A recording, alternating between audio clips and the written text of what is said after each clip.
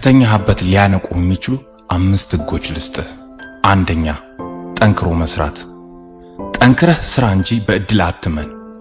እድል የመስቀል ወፍ ናት፣ ለሁሉም አትታደልም።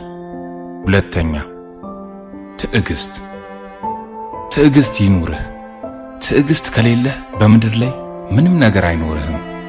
ምክንያቱም ትዕግስት የስኬት ቁልፍ ናት። የምትፈልገው ነገር የሚወስደውን ያህል ጊዜ ታገሰው። ሶስተኛ፣ መስዋዕትነት። ለምትፈልገው ነገር ሁሌም ቢሆን መስዋዕትነት ክፈል። በዚች ምድር ላይ ሰጥቶ መቀበል እንጂ ምንም ነገር በነፃ የለም።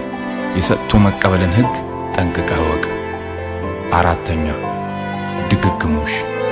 ድግግሞሽ የለውጥ መሰረት ነው።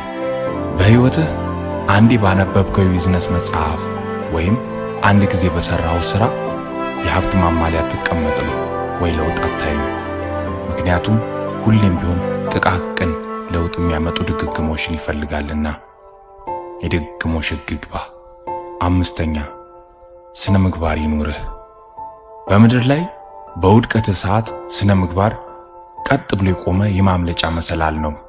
ማንም ሰው በሞቲቬሽናል ስፒከር ተነሳስቶ ወይም ደግሞ ደስ ስላለው ብቻ ተነስቶ የሆነን ስራ ሊጀምር ይችላል። የጨረሰ ግን በፍጹም የለም። ምክንያቱም አንድን ነገር ጀምሮ ለመጨረስ ስነ ምግባር ያስፈልጋልና።